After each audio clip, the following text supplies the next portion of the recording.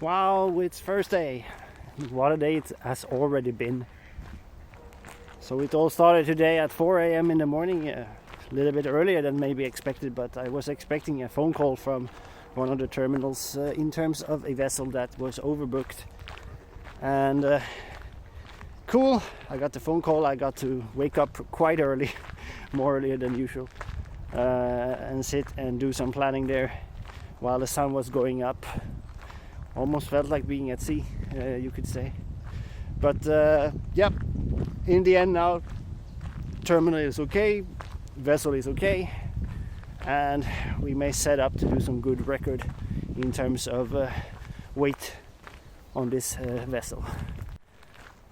I also had a colleague sitting up there at around 6:30 in the morning, and he gave some very heartwarming comments about how we operate and how we work together in stowage and in the capacity. So for me that was very heartwarming and felt very good, all things considered, all the work that is taking place to make it happen. So now I feel it's the time to say a little bit sorry for yesterday, because I wasn't able to put up an episode.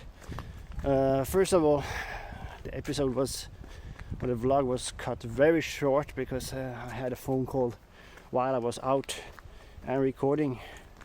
So that point felt kind of lackluster, I would say. I mean, I want to at least give some content and not just a few minutes of anybody's time, if I can.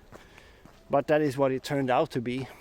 And on top of that, in the evening there, I was completely beat, had no energy left, basically, working a little bit extra, this and that, and you use your brain quite a lot. That's my feeling, at least, when you do these things that are in my job.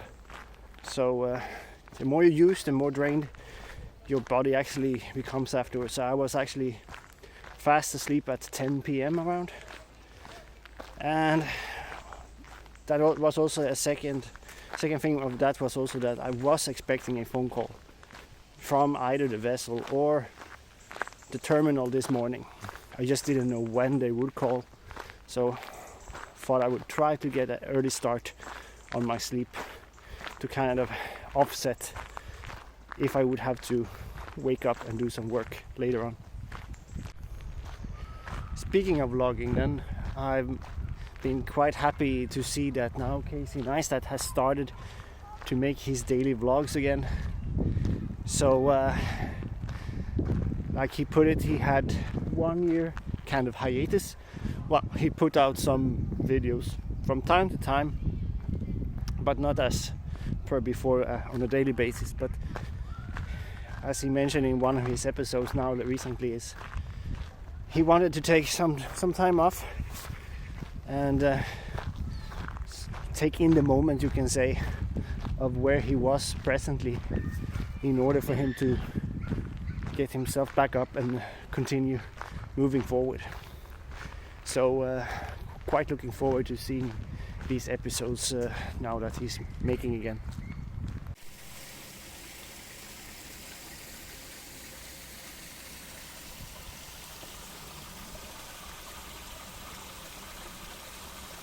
I think something went horribly wrong here and could possibly need to have been fixed.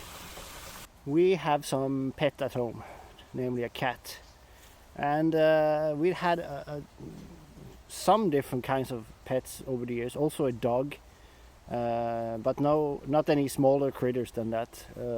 Maybe that will change at some point when my son figures that part out, but right now we have a cat, and she's been around for a very long time. I would say that she is now, without knowing her exact birth date or anything like that, she's on the verge of being 10 years old.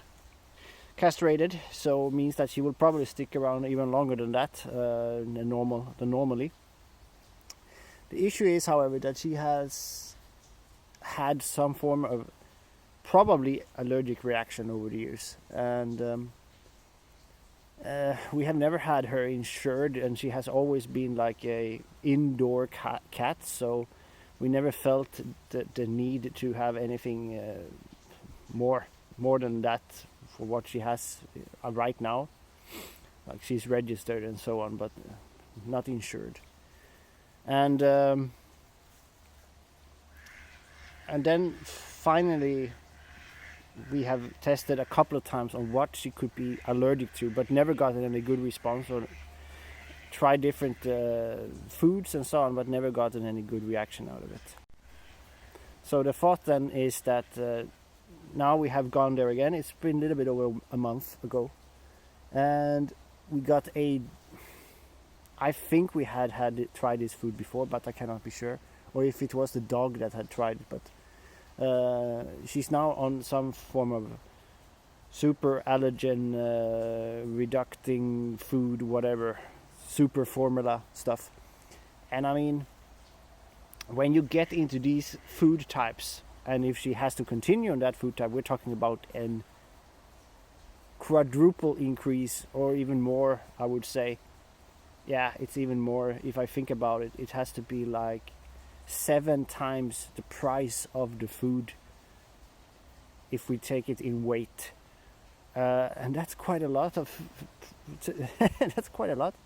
One bag of this food lasts for a month, you would say, and costs close to the equivalent of I don't know, maybe 40 to $45 US dollars at present rate.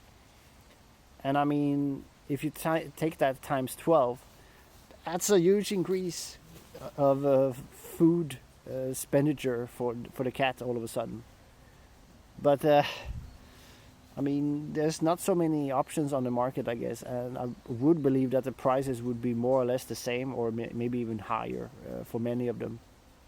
But the main goal is, of course, that to get the cat better, and that she doesn't scratch herself to a red pulp, you can say, to put it blunt. Well, she has had a lot of skin wounds and so on, self-induced because of scratching. Not the worst in the world, but you know, it is there, and you do notice it.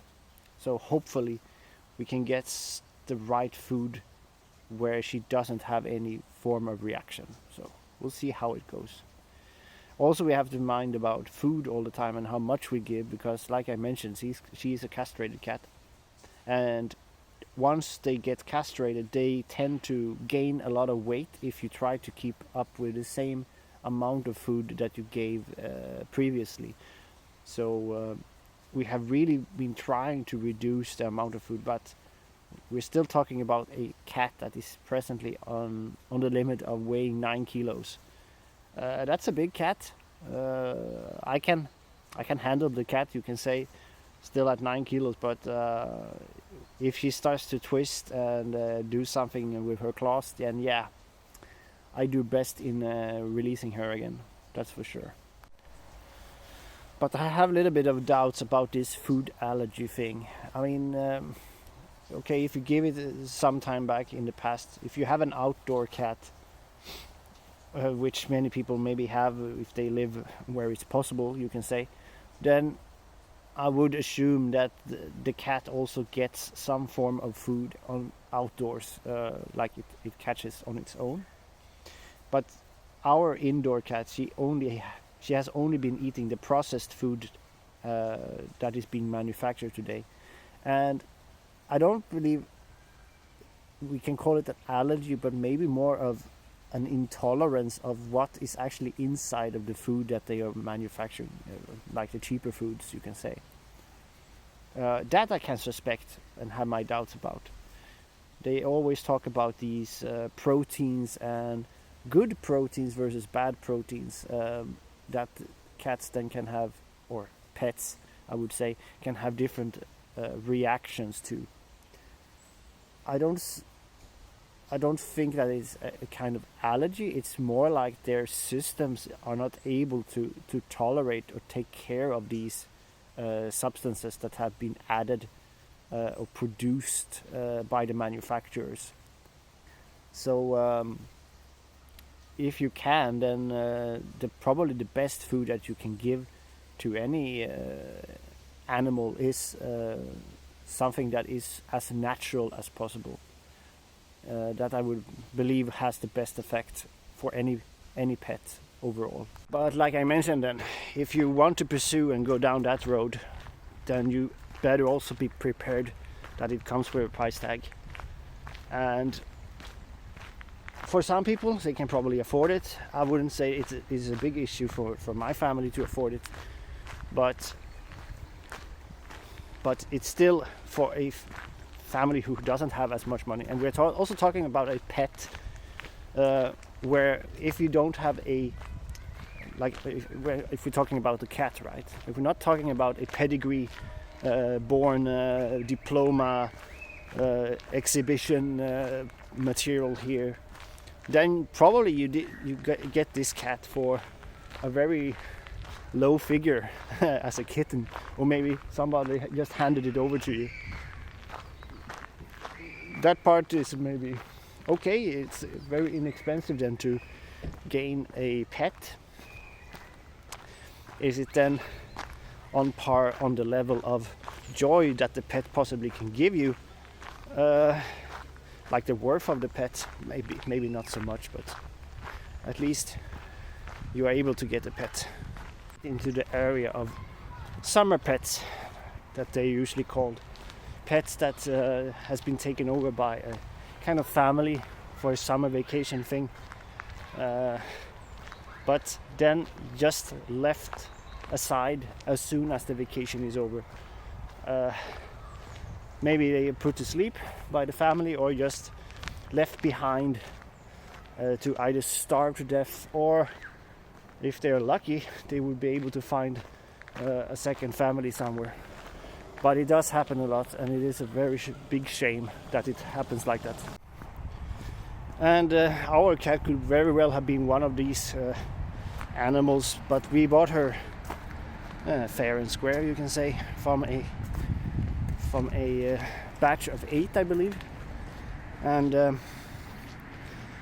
it was kind of a thing that we just wanted to have. We wanted to have something to care about or care for together as a family, me and my wife at the time, like 10 years ago, right? It was a very long time.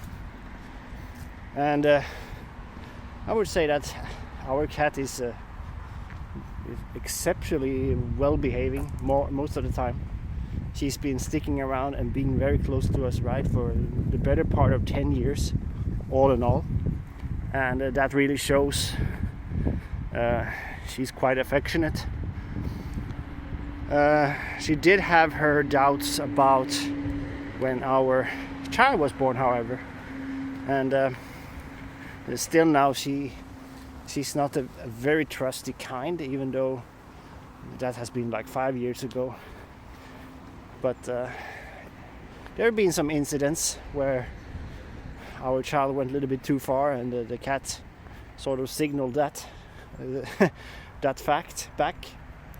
So our child also kind of remembers that and tends to not bother the cat too much, if possible. Anyways, I think that's about it for talking about our little pet that is not so little. And on that side note then, and for what I started to say about being sorry not to putting out an episode yesterday, the idea is that this evening, once I get around and I have the energy for it, then I'll make 2 episodes. I still have the material, right? So I may as well use whatever was there from the beginning to the end, even though it's not a very long vlog from yesterday. Maybe somebody would enjoy to watch it. So I'll do that. I'll edit 2 episodes and put it out. And then we follow the schedule as normal. But until then, which is tomorrow, hope you have a good day. Bye bye.